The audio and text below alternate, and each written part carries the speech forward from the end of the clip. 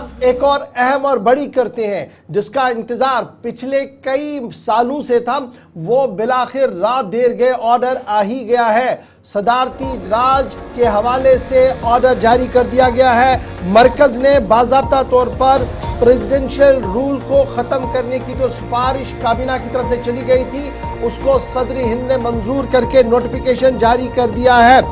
सदर मोहतरमा ने कल रात देर गए ऑर्डर जारी किया जिसमें बाज़ाब्ता तौर पर सदर रूल यानी सदारती राज का खात्मा जम्मू कश्मीर के अंदर हो गया है और प्रेसिडेंशियल रूल ख़त्म होने के साथ ही रिवोक होने के साथ ही रास्ता हमवार हुआ है कि अब जम्मू कश्मीर के अंदर अवामी नुमाइंदा हुकूमत बन सकेगी। अवामी नुमाइंदा हुकूमत बनने के लिए ये एक बुनियादी कदम था कि सदर राज ख़त्म हो, जैसा कि एक फार्मूला सेट किया गया था कि नोटिफिकेशन होंगी, दूसरी चीज़ें होंगी और उसके बाद ही ये बात जो है वो सामने आ रही है कि रात देर गए सदर हिंद की तरफ से बाज़ाब्ता तौर पर नोटिफिकेशन जारी की गई जिसमें यह साफ कर दिया गया कि सदर राज का इख्तिताम जम्मू कश्मीर के अंदर हो गया है और इस तरीके से नई हुकूमत हलफ बर्दारी की तकरीब के लिए अब आगे आ सकती है। 31 अक्टूबर सन 2019 को सदर राज नाफिज कर दिया गया था।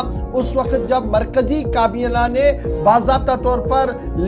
उस वक्त के गवर्नर की सिफारिश पर यह काम आगे बढ़ाया था और उसके बाद लेफ्टिनेंट गवर्नर बने और सदर राज कंटिन्यू हुआ और फाइनली 31 अक्टूबर सन 2019 के बाद अब सदर राज का इख्तिताम जम्मू कश्मीर के अंदर हो गया है और जो ऑर्डर कल सदर मोहतरम की तरफ से जारी कर दिया गया है उसमें यह कह दिया गया है कि रिवोकेशन जो है वो इमीडिएटली की जाए और ओथ सेरेमनी भी वजीर आला की कराई जाए। दोनों चीज़ें जो है वो क्लियर कर दी गई है सदर हिंद की तरफ से। ऑर्डर जो जारी किया गया है उसमें यह साफ कर दिया गया है जो इख्तियारात section 73 Jammu Kashmir reorganisation act 2019, section 34 2019 और 239 कॉन्स्टिट्यूशन ऑफ इंडिया जो 31 अक्टूबर 2019 को जारी किया गया था एक ऑर्डर, उसके तहत ही ये रिवोक किया गया है। और appointment of chief minister under section 54 जो जम्मू कश्मीर रीऑर्गेनाइजेशन एक्ट है उसके तहत अब नई हुकूमत साजी का अमल इख्तियार किया जाएगा। 31 अक्टूबर सन 2019 को सदर राज नाफिज किया गया था सेक्शन 73 के तहत जो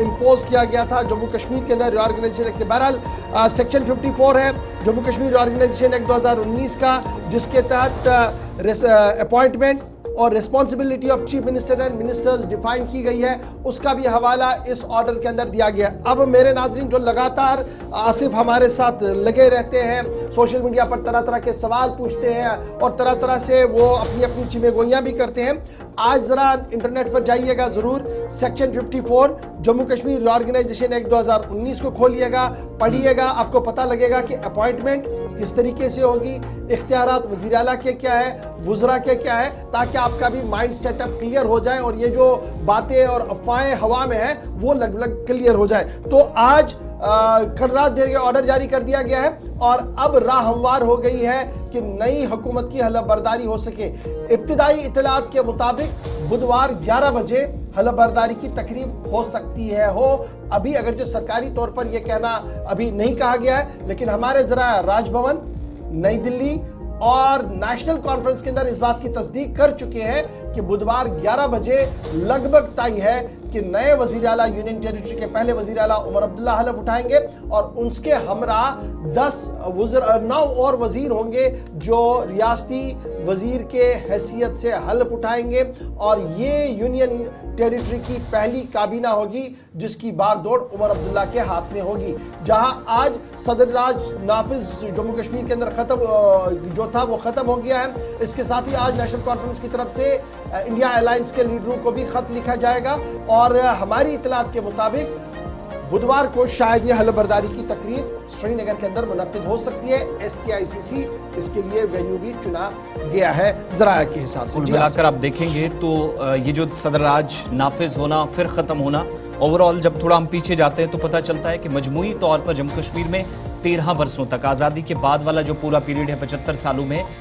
982 दिनों के आसपास ये बनते हैं। 13 वर्षों तक मरकज का डायरेक्ट कंट्रोल जम्मू कश्मीर में रहा, जिसमें 8 बार गवर्नर रूल है, 4 बार सदारती राज नाफिज है, और सबसे लंबा जो गवर्नर रूल जम्मू कश्मीर में चला है वो भी इन शॉर्ट आपको बताते चलें 26 मार्च से 9 जुलाई 1977 तक। पहला 105 दिनों का प्रेसिडेंशियल रूल जम्मू कश्मीर में, बल्कि गवर्नर राज जिसको आप कहते हैं। 6 मार्च से 5 सितंबर 1986 को 183 दिनों तक गवर्नर्स रूल रहा। 19 जनवरी से 18 जुलाई 1990 तक 180 दिनों का रूल चला। 18 अक्टूबर से 2 नवंबर 2002 तक 15 दिनों के लिए यहां गवर्नर राज नाफिज रहा। 11 जुलाई से 5 जनवरी 2009 तक 178 दिनों तक रूल चला। 8 जनवरी से 1 मार्च 2015 तक 52 दिनों तक 52 डेज तक यहां पर गवर्नर रूल चला। 7 जनवरी से 4 अप्रैल 2016 तक 88 दिनों तक। 20 जून से 19 दिसंबर 2018 तक 182 दिन, और उसके बाद ये वाला जो 6 साल का अरसा है जिसकी तफसीलात आपके सामने रखी हैं। सदारती राज आप देखेंगे तो 6 सितंबर से 7 नवंबर 1986 62 दिनों का।